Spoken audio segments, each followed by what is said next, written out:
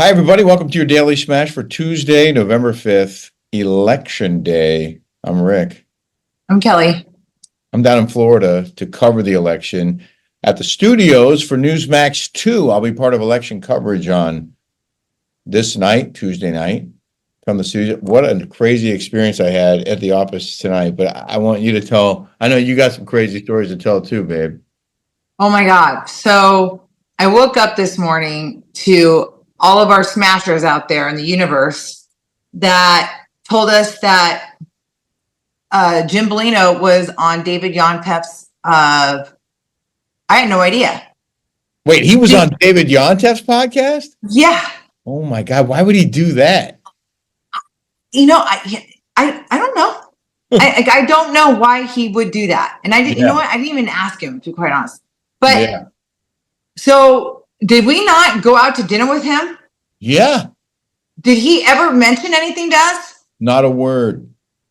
Did he call me? Cool. And then we had brunch with him. Never said a word. Then we had brunch with him. Didn't say a word. Nothing. So I get all these. I wake up in the morning when you called, and then I start reading the Smasher stuff, and I see that he was on David Yontef, and I'm like, what? I'm like, what is this? Why were you on this and talking about me? Like, what the hell? Like, what is this? He goes, I texted you. You told Vicky personal stuff, and I said that's not cool. And I'm like, I go, first of all, I go, I didn't even realize that you texted me. He goes, well, when you care about people, you don't read their text messages. I go, bro, I get 100 text messages a day. You don't understand. Oh, easy. Like it's overwhelming. Don't get your panties in a bundle if I don't respond to you right. I didn't read it. It was like an oversight. It was completely like, and I go, and by the way, you told me you told me not to say anything. And secondly, when I told Vicky, I didn't think she was going to repeat it, like at all. And I didn't think it was a secret. I didn't know. He never told me not to say anything. And I guess it went on there saying that you can't tell me anything, that I will repeat it. When you tell me something not to say something, I won't say it. Okay, wait a minute. I'm confused. What did you say that he was mad about? He said, are we allowed to say? About the I read the text message on Jeff Lewis, and that I told Vicky about Elizabeth Vargas. Oh. So I was like, I said, okay, I'm sorry if I go, Elizabeth Vargas is the biggest piece of crap on the face of this earth. And he goes, yeah, I know. I saw Christina at Libations, and she was showing me all the text messages that Elizabeth was saying bad. She was showing him. I'm like, why are you trying to protect this lunatic? She's like a twisted weirdo. Whoa. Hold on. He's the one who told you about her exposing him and claiming they were dating. Yeah. He's the one who shared that with you, and he was mad about it. And now he's mad that you shared that with other people, when it sounded to me like he didn't care if you told the world about it. I didn't think you cared. I had no idea. I thought he was telling you so that you could tell other people about it and expose her for that nonsense. That's what I thought too. That's what I thought too. Wow. Then he said, I'm a very private, and well, that's what I said. And I'm a very private person. And I'm like, but you go on podcasts and you're on Instagram. Private people don't have Instagram. Private people don't go on podcasts. Well, and we did an hour-long interview with him at his house. He wasn't private. He was public. He was publicly talking about all kinds of stuff. Listen, I love the guy, and we had a great time with him this past weekend. He was very generous. He bought our brunch. I had no idea that he was even on David Yontef's podcast. I had no idea. I didn't either. And of all people, by the way, our smashers are writing that David Yontef said that I am a transphobe. A transphobe. I am not a transphobe, okay? That means I'm scared of men dressing up as women, or I'm scared of women dressing up as men. I'm not scared, okay? I'm the furthest from being scared of a transphobe, okay? Like that is like the furthest of. You of hosted anything. a drag brunch. I mean, this is ridiculous. Yeah, I hosted a drag brunch. I was there. Yeah, when we first started dating. Yeah. At Hey You. It was in Toronto. Yeah. You know, these lunatics, these radical left-wing nut jobs, they love throwing out words, racist, transphobe, Nazis. I mean, it just goes on and on. They love to name call. Yeah. You know, I would love to get that little bitch of David Yontef and just kick his mother living ass. I'm more of a man than that little twerp. I don't even know. He's the biggest little. I don't even know what he is. I don't even know if he has 1 ounce of testosterone in that little chick of a body of his. You know what I think we should do, quite honestly? We should do a podcast with him. We should either have him on ours or go on his podcast and confront him. See if he's man enough to have us on. The guy's the biggest little dork pussy on the face of this earth. Okay, all right. I would love to get in a boxing ring. Well, and he's two-faced because he kissed your ass, he kissed my ass because he wanted us to come on. He's a loser. So bad. And you know what? He's calling people names. He's a woman phobe. Okay. All he does is he goes on his podcast and trashes women. That's what he does. He trashes women. That's what his podcast is. He's over there talking about the Bravo universe. Get a life, okay? He was never on TV. He was a fanboy. He's the biggest loser, lunatic on the face of this earth. And he just loves defaming women, okay? Wow. That guy hates women. He hates them, okay? And he goes after women, and he's a little punk. And that's what he is, a punk.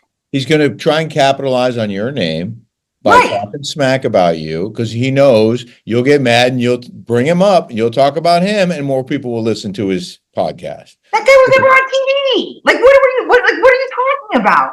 You have no right to be you were never on TV. Like you're nothing. Get a real job. Like where are you doing this crap? He's I don't know what he is. He's a creep. A creep. Yeah. That guy is a creep. And he comes after women and he loves talking crap about women. All right. Let me just ask you this. If Jim, and I know you had breakfast with him, I want to hear about that. Oh, I had breakfast with him. If he says he's a private person, why is he going on yet another podcast? Why would he ever go on David Yontef's podcast? You know, I didn't even go there with him. We apologized to each other, and he's like, I don't want to talk about it. I want to move on. Okay. All right, good. That's how we ended it. He's like, I don't want to talk about it anymore. I don't want to thrive on it anymore. We're good, and let's move on. Good. I'm glad to hear it. And like I said, I like the guy, and we had a great time with him at the Nest on Saturday night, at his restaurant, Jimmy B's on Sunday. I have no bad feelings towards him, and I loved interviewing him. I thought that was a great sit down that we did with Jim. Yeah, but every time we go out with him, we have a good time. I know. So I'm just surprised that this happened, and he never said a word about it. That's kind of weird. He got mad that I didn't call him back. It was a complete and utter oversight on my part. I didn't read the text. Just so he got mad. Know, if you look at Kelly's phone, you go to her messages, and there are, it shows you like you have 2 unread messages or 300. She'll have like 800 unread messages, and then on Instagram, probably thousands of unread DMs. I mean, you get a lot of people writing you every single day, and it's not that I'm ignoring you or you're not important enough or anything like that. I read them, and then I'm getting pulled a million things during the day, and I don't have time to sit there and answer. I mean, it's a lot. It's overwhelming for me. And so when I read it, Huh? You're easily distracted. I'm very easily distracted. Yeah.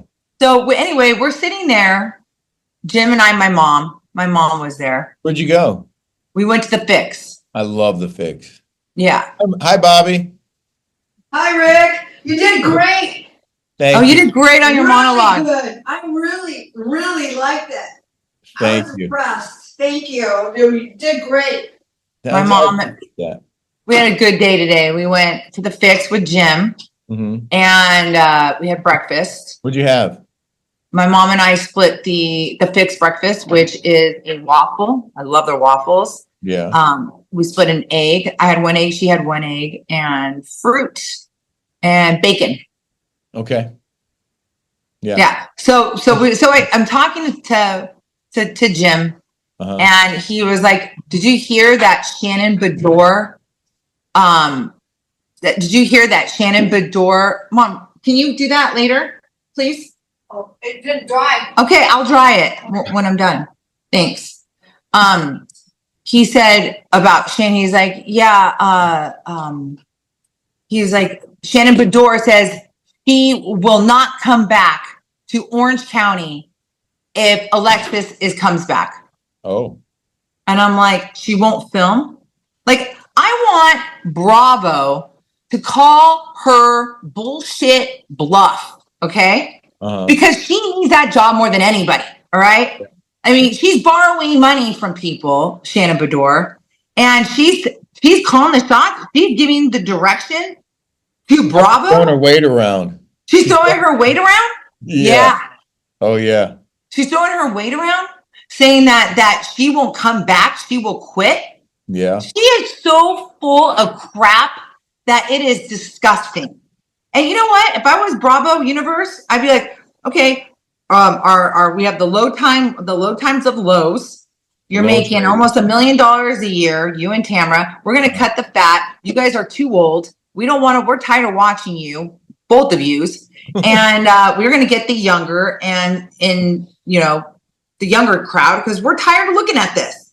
I mean, who in the heck says that? I don't know, but you're right. She needs that job. What's she going to do if she doesn't get asked back? What is she going to do? I don't know. Seems unlikely that she would do that. Well, I can I tell you about my day? Yeah. I mean, first of all, I drove home last night.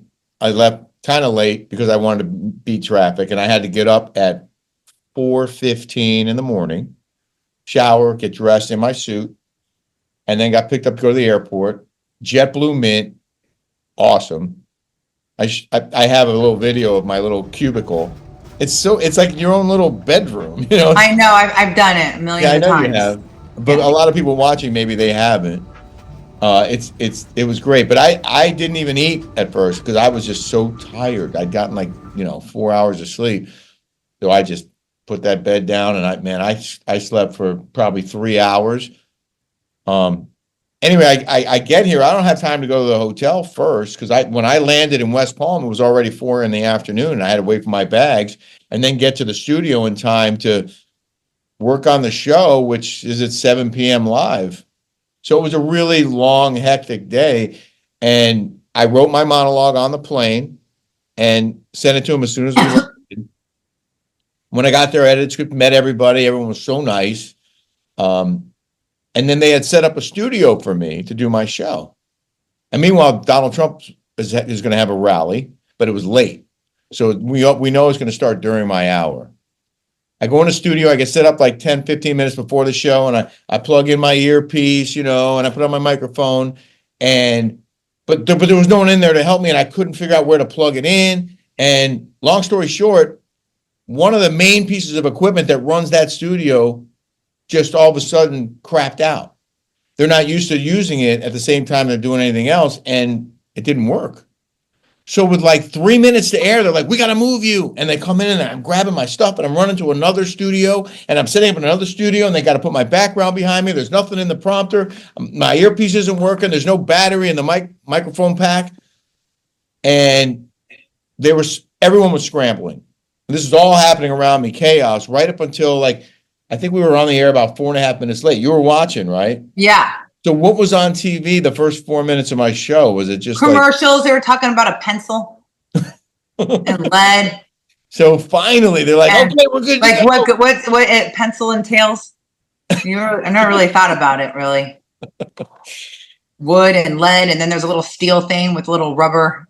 I mean, they actually, they rolled the intro, and I was able to do my monologue, and I felt so good doing it. And I'm glad to hear that you guys thought it was good, because I felt really good doing it. And then I had a couple of really interesting guests on. They were like fighting, and then the Trump rally started about halfway through the show, and we went to the Trump rally, and so Joe Rogan just endorsed Trump. Oh, he did? Yeah. Well, we'll find out tonight. I'm going to be anchoring at 6 p.m. Eastern, and then from 7 p.m. on, I'll be contributing to Newsmax 2's coverage. Newsmax 1's on cable. Newsmax 2 is streaming live. So I'll be on YouTube, Roku, Samsung, all those streaming platforms. And we'll see. I mean, it's down on the wire, but if I'm going to make a prediction, I think Trump's going to win. I think so too. I hope so. I don't know. It's neck and neck. It's 50-50. Well, that's what they say. But they also say that a lot of people may not be admitting they're going to vote for Trump when they're asked. I just think that it's so funny that these Hollywood elites are endorsing Kamala. And oh shit. Uh-oh. Hello? I got a phone call. Oh no, now you just switched it. Oh, there you go. Sorry. Hollywood elite. Yeah, these like the Hollywood elites that are coming, like the what's that? The weirdo.